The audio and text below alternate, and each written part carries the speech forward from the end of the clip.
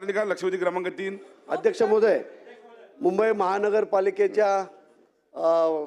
महानगरपालिकेमध्ये आज मुंबईमध्ये कमीत कमी 60% ही झोपडपट्टी आहे आणि या झोपडपट्टीमध्ये मुंबई महानगरपालिका दत्तक वस्ती म्हणून वापरते आणि हे दत्तक वस्तीचे जे कामगार आहेत ते फक्त 2च तास काम करतात, बाकीच्या तासात ते निघून जातात। याचं कारण एवढंच आहे की मुंबई महानगरपालिकेचे दत्तक वस्तीचे जे कामगार आहेत, आज मुंबई महानगरपालिका ही जगप्रसिद्ध महानगरपालिका आहे। अख्ख्या हिंदुस्थानामध्ये 1 नंबर असणारी मुंबई महानगरपालिका आहे आणि या महानगरपालिकेचे जे कॉन्ट्रॅक्ट पद्धतीचे जे कामगार आहेत त्या कामगारांना फक्त 180 रुपये वेतन भेटतो दिवसाला, 180 वेतन। एवढी मोठी महानगरपालिका आणि महानगरपालिका एवढी मोठी असून पगार एकदम कमी देतोय आणि हा पगार कुठून काढायचा तर झोपडपट्टीमध्ये जे साफसफाई करायला जातात ते कामगार प्रत्येक घरामध्ये 10 रुपये, 20 रुपये, 30 रुपये असं भीक मागून नंतर त्यांचा पगार घेतात। ही महानगरपालिका मुंबई महानगरपालिका आहे। अध्यक्ष महोदय, या मिनिमम वेजेस जे आहे ते आपल्या केंद्र सरकारने कामगारांसाठी किमान वेतन कायदा सर्व कॉन्ट्रॅक्ट जे कामगार आहेत त्यांना किमान वेतन 700 ते 800 रुपये मिळायला पाहिजे। माझी आपल्याला विनंती आहे की ह्या कामगारांना त्याच पद्धतीने वेतन मिळालं पाहिजे।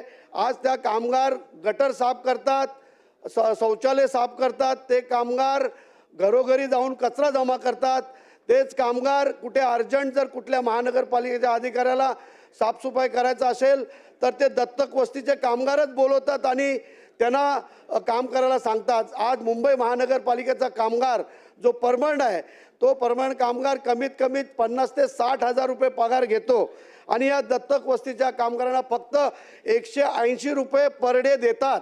माझी विनंती आहे आपल्याला की त्यांचं कमीत कमी वेतन वाढवायला पाहिजे, किमान वेतनप्रमाणे त्यांना वेतन मिळायला पाहिजे अशी माझी आपल्याला इच्छा आहे। मंत्री महोदय उत्तर देणार। अध्यक्ष महोदय, जे मुंबईमध्ये 2001ला जी दत्तक वस्ती योजना होती ती रद्द करून 2012ला ही नवीन स्वच्छ मुंबई प्रबोधन अभियान म्हणून ही योजना आली। अध्यक्ष महोदय, याच्यामध्ये 150 घरांचं एक युनिट केलं गेलं आणि त्या एका युनिटसाठी दर महिना सरकार 5400 रुपये आणि 600 रुपये प्रबोधनासाठी असे त्यांना 6000 रुपये देतात।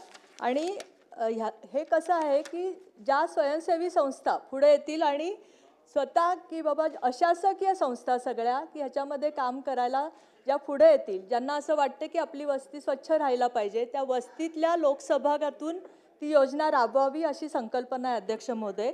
त्यामुळे आपण जे हे 6000 रुपये देतो आणि घरटी 20 रुपये गोळा करायचे आणि कमर्शियल असेल तर 50 रुपये असे गोळा करून त्याला जे काही 10-1 हजार रुपये मिळतील त्याच्यामध्ये त्यांनी स्वच्छता करण्यासाठीची उपकरणं खरेदी करायची त्या संस्थेने आणि त्या वस्तीमधले जे मेडिकल हे घेऊन चांगले जे आहेत लोक जे स्वतःहून वस्तीची स्वच्छता करायला पुढे येतात त्यांच्याकडनं ती स्वच्छता करून घ्यायची अशी ही योजना आहे अध्यक्ष महोदय। त्याच्यामुळे स्वयंसेवक असल्यामुळे ह्यांना कुठल्याही पद्धतीचं किमान वेतन कायदा लागू होत नाही अध्यक्ष महोदय, म्हणून आपल्याला तो देता येत नाही। चला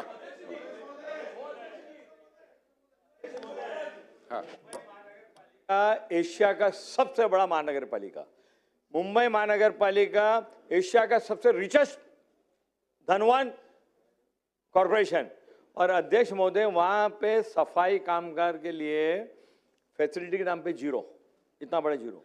180 रुपए में कॉन्ट्रैक्ट पे लेबर लगे, जो मुंबई महानगरपालिका बेसिक रिस्पॉन्सिबिलिटी है, झुपड़पट्टी साफ करना, हाउस गली साफ करना, रास्ता साफ करना, वहाँ पे कॉन्ट्रैक्ट पे ला करके लोगों से पैसा वसूल करने का काम करता है। सबसे पहला ये योजना बंद होनी चाहिए और हर एक घर के अंदर, हर एक झुपड़ के अंदर मुंबई सफाई कामगार के लोगों की भर्ती करके उनको साफ सफाई कराने का काम देना चाहिए। ये बेसिक रिस्पॉन्सिबिलिटी है मुंबई महानगरपालिका के मुंबई का कचरा साफ करने के लिए। मेरा आपसे स्पेसिफिक प्रश्न है या तो जो मुंबई महानगर पालिका के जो आपके सफाई कामगार है उनके रेट से उनको आप पगार देंगे क्या, एक पहला प्रश्न है। और दूसरा, मुंबई सफाई कामगार के लोगों के लिए मालकी हक्क का घर देने के लिए जो पाक समिति है उसने जो ऐलान किया था, उनको सफाई कामगार को अपने मालकी हक्क का घर देंगे क्या? चला मंत्री महोदय देतो. अध्यक्ष महोदय, जसं मी उत्तरात सांगितलं तसं सफाई कामगार वेगळं आहे आणि ह्या योजनेमध्ये जे काम करणारे लोक आहेत हे वेगळे आहेत अध्यक्ष महोदय. आणि याची ही योजनाच अशा ह्याच्यातनं आली की लोकसहभागातनं आपली वस्ती स्वच्छ ठेवण्यासाठी ही योजना आली आणि तिथे त्या ह्याच्यामधल्या ज्या काही संस्था होत्या त्या पुढे आल्या या कामासाठी. त्या संस्थांना मदत म्हणून आपण महानगरपालिका त्यांना उपकरणं घ्यायला जे पैसे देतो, अध्यक्ष महोदय सदस्यांनी सांगितलं ती गोष्ट निश्चित मान्य आहे. ह्याच्यामध्ये आपण फार तर उपकरणं घ्यायला काय पैसे वाढवू शकतो त्याच्यामध्ये हे करू शकतो अध्यक्ष महोदय, तसा आपण प्रस्ताव हे करू. चला अमित साटमजी. मुंबई महानगरपालिकेच्या दत्तक वस्ती योजनेच्या संदर्भात असून मला असं वाटतं की मुंबई शहरातल्या झोपडपट्ट्यांमधला कचरा जमा करून तो डम्पिंग ग्राउंडपर्यंत पोहोचवण्यामध्ये या दत्तक वस्ती योजनांचा खूप मोठा सहभाग असतो. मुंबई शहरामध्ये अनेक ठिकाणी आपल्याला रस्त्यावरती कचऱ्याचे ढीग जे दिसतात ते याकरता दिसतात कारण स्लम एरियामधनं हे दत्तक वस्ती योजनाचे कार्यकर्ते कचरा जमा करतात, एका ठिकाणी रस्त्यावर जमा करतात, तिकडनं मुंबई महानगरपालिका तो डम्पिंग ग्राउंडला ट्रान्सफर करत असते. परंतु या दत्तक वस्ती योजनेमध्ये जे निकष इथे म्हटले आहेत, 150 कुटुंब किंवा 750 लोकसंख्येमागे एक व्यक्ती, याचा पूर्णपणे बोऱ्या हा मुंबई महानगरपालिकेच्या फंक्शनिंगमध्ये उडालेला आहे अध्यक्ष महाराज. या स्वयंसेवी संस्था ज्या आहेत त्या काय करतात अध्यक्ष महाराज की एका एरियामध्ये लोकसंख्येप्रमाणे जर 15 कामगार त्या ठिकाणी कार्यरत करणं अपेक्षित असेल तर ते त्या ठिकाणी फक्त 10च कामगार कार्यरत करतात अध्यक्ष महाराज. त्यामुळे 5 करतात 15च्या ऐवजी 5 किंवा 10च करतात म्हणजे ऑन एन ॲव्हरेज. आणि त्यामुळे त्या तेवढ्या कामगारांचा जो मानधन असतं ते त्या ठिकाणी त्या ज्या संस्था असतात त्या गिळंकृत करत असतात अध्यक्ष महाराज. आणि त्याच्यामुळे मोठ्या प्रमाणावरती मुंबई शहरातल्या झोपडपट्ट्यांमधला जो कचरा आहे तो व्यवस्थितरित्या दिवसातनं किमान 2 वेळा प्रत्येक स्लम एरियामधनं कचरा जमा करणं अपेक्षित आहे. कारण स्लम एरियामध्ये घर छोटं असतं, घरामध्ये कचरा ठेवण्याकरता जागा नसते आणि त्यामुळे किमान 2दा तो कचरा उचलला गेला पाहिजे अध्यक्ष महाराज. परंतु तो उचलला जात नाही आणि मोठ्या प्रमाणावरती या मुंबई शहरातल्या दत्तक वस्ती योजनांमध्ये एक मोठा स्कॅम चालतो अध्यक्ष महाराज. याच्यामध्ये मोठ्या प्रमाणावरती भ्रष्टाचार आहे अध्यक्ष महाराज. यामध्ये मुंबई महानगरपालिकेचे अधिकारी सामील आहेत, SWM डिपार्टमेंटचे अधिकारी सामील आहेत. माझी या निमित्तानं एक मागणी अशी आहे अध्यक्ष महाराज, माझा थेट एक प्रश्न असा आहे की यामध्ये जर निकष वाढवून द्यायचे असतील, 750 लोकसंख्येच्या ऐवजी जर 500 लोकसंख्या तुम्हाला करायची असेल तर करा, परंतु पर्याप्त प्रमाणावरती कामगार त्या स्लम एरियामध्ये डिप्लॉय करणं आवश्यक आहे अध्यक्ष महाराज. त्यांचं मानधन वाढवून द्यायचं तेही वाढवून द्या, त्यालाही आक्षेप नाही. परंतु जेवढे कामगार त्या ठिकाणी डिप्लॉय करणं आवश्यक आहे तेवढे त्या ठिकाणी डिप्लॉय झाले पाहिजेत आणि त्यांचं मानधन त्यांना मिळालं पाहिजे. जो खाली काम करणारा कामगार आहे त्याला मिळालं पाहिजे. आमचा आक्षेप हा एक मिनिट माझा या निमित्तानं स्पेसिफिक एकच प्रश्न आहे मंत्री महोदयांना की मुंबई महानगरपालिकेच्या दत्तक वस्ती योजनेवरती चौकशी समिती नेमणार का? या संपूर्ण दत्तक वस्ती योजनेचं ऑडिट करणार का? आणि त्यातून ही पूर्णपणे दत्तक वस्ती मुंबई महानगरपालिकेची दत्तक वस्ती योजना जी आहे ती रिवॅम्प करणार का? त्याचे निकष बदलणार का? हे माझे स्पेसिफिक प्रश्न आहे.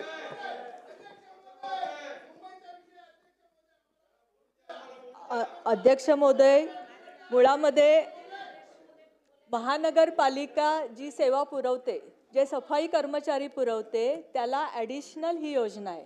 हे सदस्यांनी पहिल्यांदा लक्षात घेतलं पाहिजे की सफाई कर्मचारी वॉर्ड ऑफिस हे त्या तिथले सफाई करतच असतात.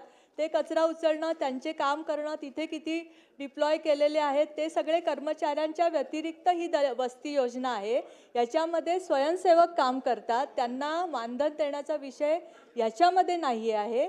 तरीसुद्धा सदस्यांची भावना लक्षात घेता ह्या गोष्टीचा आपण मानधन नाही म्हटलं मी म्हटलं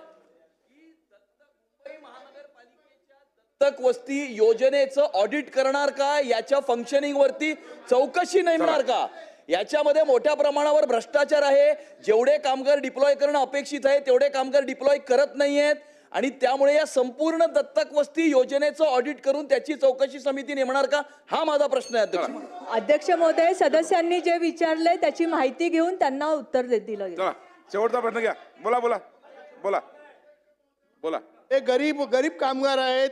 एकतर गरीब कामगार आजकाल मिळत नाहीत, त्यांना नोकऱ्या मिळत नाहीत, त्यांना व्यवसाय कोण करून देत नाही आणि हे गटारामध्ये हात घालून बिचारे काम करतात. घराघरातून कचरा जमा करतात आणि कचराचे बिलेट लावायचं काम महानगरपालिकेमध्ये पोचवायचं काम करतात. मी अध्यक्ष महोदय तुकाराम कातेंशी सहमत आहे की ते बोलते ते बरोबर आहे की त्यांची पगार आहे तो वाढला पाहिजे.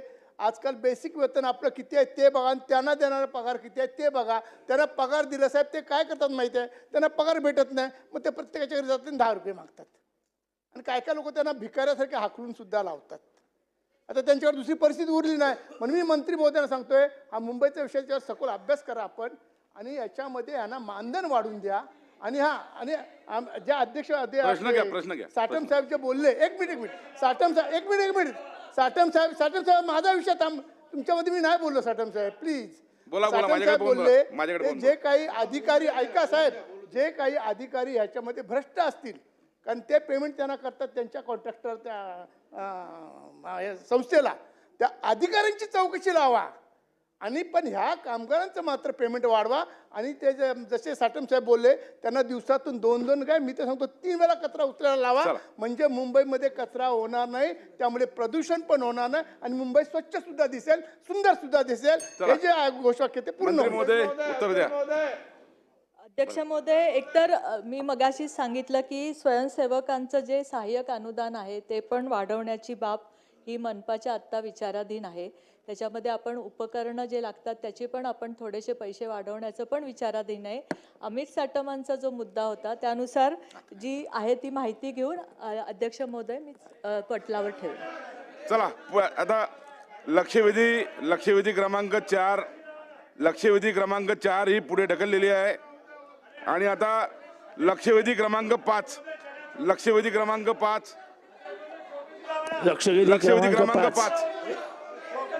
महोदय वितरित केल्याप्रमाणे लक्षवेधी क्रमांक 4 ही पुढे ढकललेली आहे. लक्षवेधी क्रमांक 5 घेण्यात येत आहे. लक्षवेधी क्रमांक 5 अध्यक्ष महोदय वितरित केल्याप्रमाणे एक मिनिट. केच्या दृष्टी अरे थांब ना अध्यक्ष महोदय, मुंबई महानगरपालिकेच्या दृष्टीने मुंबई महानगरपालिकेच्या सगळ्या सदस्यांच्या भावना लक्षात घेता या योजनेचं ऑडिट केलं जाईल. अध्यक्ष चला ठीक आहे.